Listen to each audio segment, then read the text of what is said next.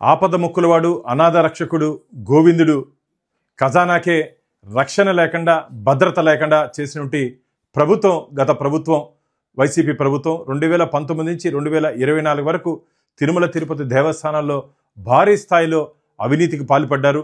పరకామణిలో కానీ, తులాభారంలో కానీ, స్వామికి ప్రసాదంలో వాడుతున్నటువంటి నెయ్యిలో కానీ, ఇప్పుడు స్వామివారి దర్శనమైన తర్వాత రంగనాథ మండపంలో భక్తులకి కప్పుతున్నటువంటి ఆ పట్టు శాలువలో నాణ్యత లేనటువంటి శాలువ కప్పారు, నాణ్యత లేనటువంటి శాలువ సరఫరా చేశారని చెప్పి ఫిర్యాదులు వచ్చిన కారణంగా దాన్ని మేము ఎక్స్పర్ట్ కమిటీకి పిలిపించి దాన్ని మీద టెస్టింగ్ చేపిస్తే నాణ్యత లేనటువంటి వస్త్రాలు సరఫరా చేశారని చెప్పి ఎక్స్పర్ట్ కమిటీ మాకు నివేదిక ఇవ్వడం జరిగింది. తద్వారా ఆ రోజు ఎవరెవరు సప్లయర్స్ ఉన్నారు, ఎక్కడెక్కడ ఎవరి ద్వారా మీరు మాట్లాడుకొని కమిషన్లు తీసుకున్నారు, దీని మీద పూర్తి స్థాయిలో విచారణ చేపించి రాబో రోజుల్లో ఖచ్చితంగా వీరి మీద చట్టరీత్యా మేము చర్యలు తీసుకుంటాం. చాలా సిగ్గుచేటు వీరు దేవుడి సొత్తు అని కూడా భయము భక్తి లేకుండా తమ ఇష్టానుసారంగా వీరు వివరించారు.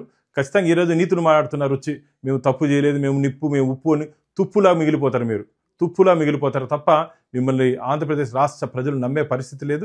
జరిగినట్టు అన్ని సంఘటనలు మేము ఏదైనా మాట్లాడితే ఇంకో గంటలో మళ్ళా మీడియా సమావేశం పెట్టి మేము చాలా బాగా పనిచేసాం, మా మీద మసిపుస్తాను అంటారు. మీరు స్వచ్ఛంగా ఉంటే మీరు భయపడాల్సిన అవసరం లేదు.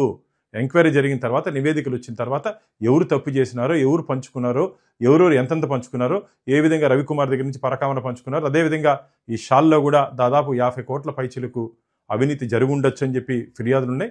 ప్రాథమిక నివేదిక వచ్చిన తర్వాత అందరి మీద మేము చర్యలు తీసుకొని అందరినీ ఎవరెవరు తప్పు చేసిన అందరినీ వెంకటేశ్వర స్వామి ముందు, శ్రీవారి భక్తుల ముందు, చట్టం ముందు ఖచ్చితంగా మేము చట్ట పరిధిలో మేము మళ్ళీ చెప్తున్నాం, దీన్ని మేము రాజకీయ అంశంగా చూడట్లేదు. స్వామివారి పవిత్రత కాపాడే దిశగా మేము ఆలోచిస్తున్నాం. ఆ దిశగానే మేము పనిచేస్తున్నాం మా ఎన్డీఏ కూటమి.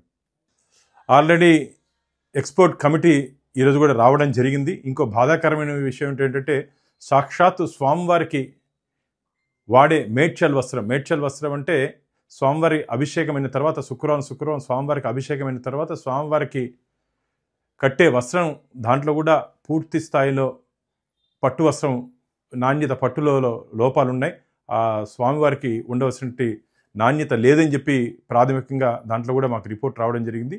ఆ నివేదిక వచ్చిన తర్వాత శ్రీవారి భక్తుల ముందు ఏ విధంగా ఎవరు తప్పు చేశారు, ఏ విధంగా తప్పు చేశారో పూర్తి స్థాయిలో శ్రీవారి భక్తుల ముందు మేము పెట్టబోతాం.